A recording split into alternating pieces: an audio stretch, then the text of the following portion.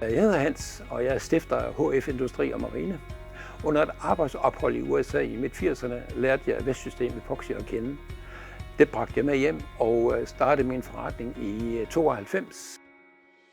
Sidst i 90'erne tog vi et skridt videre i vores virksomhed, og vi bestemte os for at begynde at kigge ind til industrien.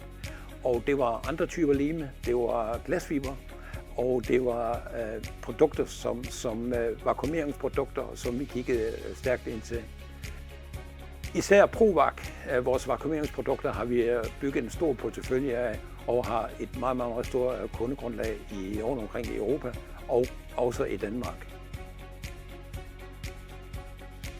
Her hos HF Industri og Marine bestræber vi os på at tilbyde et bredt sortiment af produkter af unikke og høj kvalitet, som udfylder de specielle behov, som vores kunder har.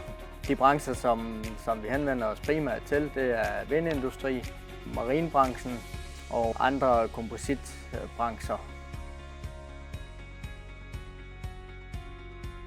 Vi lægger stor vægt på at yde god teknisk support til vores kunder. Uanset om det er en knækket rorpind eller det er en skade på en vindmøllevinge, så kan man ringe til hver en tid til os eller komme på besøg hos os.